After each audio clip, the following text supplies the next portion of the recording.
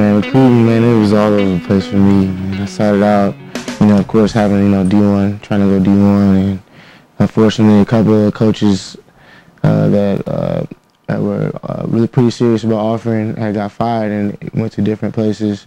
So then it boiled down to either junior college or Division II, and I had a conversation with my parents and my coach, and we kind of agreed that Division II, yeah, was a better place for me besides JUCO.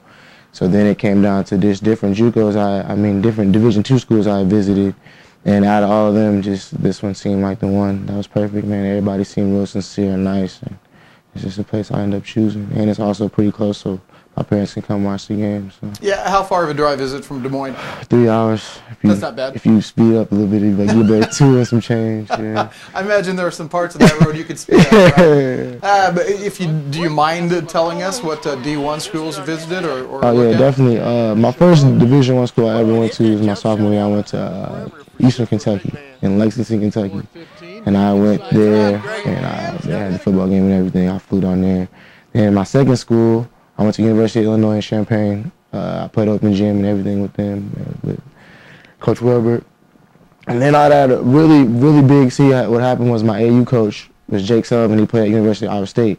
As my AU coach. His coach, Eustace, that was coach at Iowa State, was at Southern Miss at the time. And he was like pretty much saying that they were going to offer me. I was pretty much going to go there. Coach Eustace gets fired and goes to Colorado State. So he tells me, okay, you go to junior college right after, you can come here. But like I said, I had a conversation with my parents, and this junior college we didn't.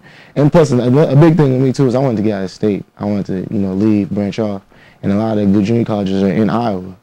So that's just another reason. Yeah. Well, their losses are gains. Yeah, exactly. Yeah, I'm glad to be here, man. I like it. I love it here. Hey, tell me about your parents. You said you talked to them about that decision. What are they like, and what did they tell you? Well, my mom, she's real supportive. She's always been supporting me school-wise, even a little basketball-wise. She knows a little bit just being at all my games and stuff. And she just told me pretty much just make a decision, that I'm with, that I'm going to support 100%. And then my dad, he's always been there sports-wise and everything. He's always been around, and he just told me, hey, look, man, he was actually pushing for this school because he just like I said, just how nice they were. He could tell just being here, and he went through his recruiting process by himself. So him being able to help me, he said, hey, man, this is a good school. You should think about it, and if you get a degree from here, man, you get to write your own ticket. So. What do they do for a living? My dad is an owner and operator of taxi cabs in Des Moines, and my mom is a police sergeant for Des Moines. And you were telling me you're an only child. Only child, yeah. So how does an only child with that mindset, how do you go from sharing the basketball as well as you do? Because that's what you do as a point guard. Yeah, actually, it didn't start out like that, man. When I was younger, I used to be a really ball hog because I was real selfish. And then it got to the point where my dad started coaching me. He started his own team, and he had told me, hey, you gotta, start sharing the ball. So then it went from that to when I got to be in about 6th grade, I played on a real good select team where I had a lot of good players around me. Matter of fact, Casey Castrobar just went to South Dakota. He starts now, and he was on the team. And I just turned into a distributor. I had a team full of shooters. So I just turned into the opposite of what, I was when I was younger. Are you good with that? You like that role? Oh, I love it. Because, I think in the end, I like to win. So it just depends on the game and me. Some games I might have to score as much, some I might not have to. Just as long as I get the win, that's what I do. Well, you know the difference between a scorer and a shooter. Yeah. You seem to be a little bit of both because we've seen you hit those outside shots as well. Is that a fair assessment of your game? Like I said, my game has grown a lot from when I was younger. It's changed a little bit. My roles have changed from team to team. I've always tried to be that leader role, but like I said, I really couldn't. If somebody said what type of player you are, I would never really consider myself as a shooter, as a distributor, as anything. I like to be a winner, man. I like to win. So that's about it.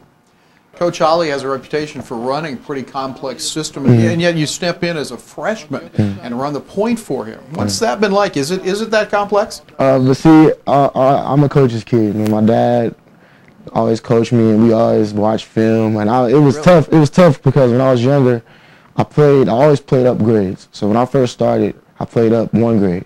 My dad started his own team. I was up 2 grades. So I was 3rd grade playing against 5th graders, and it was tough at first. I was little, tiny, Everybody's pushing me over, but we always after games, my mom would record, we go watch film and all that. So ever since then, I've been really groomed real well, you know, by my parents and my dad. So like just coming in this, it's really just, you know, in high school it was always on me, you know what I mean, since my sophomore year. So I mean, coming here, it's really nothing different to me, man. I mean, I was really prepared for this, you know, when I was younger, so it's really not that big of a step for me.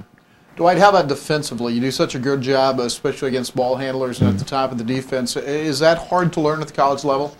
Man, like I said, I got to give that credit back to my high school coach, because in our practices, we did about, if I had to give it percentages, about 95% defense, 2% offense, and then the other 3% was running. He sounds like a tough guy. Yeah, oh man, it worked because we won. We won a lot of games. We were real successful, but he always preached defense, and his philosophy in high school was, don't let the person get the 3-point shot off and keep him out of the lane.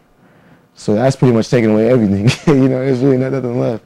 So we always were real tough defensively in high school. Matter of fact, our team, my junior year, set the record, our high school record of points allowed. We gave up like 30-some points allowed. So, I mean, it's just that. And then just transferring over to the college, of course, people are bigger. You know, you'll have teams that are a little bit more athletic, but I think AAU really helped me with that. So, I mean, it's pretty good transferring over. You know? You're talking about Hoover High School, where you went to school in Des Moines. And I know you're really modest about this, but how good were you? The team. How good was the team? Oh, we were real good. My junior year, it was kind of a thing where we had, my freshman year, it was like we were supposed to be like up in state all the time in the state championships, and it really wasn't like that. We had, my junior year, we went to the state championship game and lost to Limar, and Marcus Page is now at North Carolina, and Bohannon is now at UNI. They beat us in the championship game, and that's a whole other story. But we always had a real good record. We always won games, at least 17 games a year. We always had a real good record. And the difference between, I say, college and there is because our team, we had to pretty much specialize in what we did. Teams in Iowa and the CIML, they specialized in what they did. You had a team that wasn't very athletic. They didn't try to be. They played their role. They knew what they did best. So when you were playing the teams, the margin of error was so small. So, I mean, that's why we were really drilled on defense, and because that was the most important. Plus, there's no shot clock. So they're swinging the ball till they get a layup.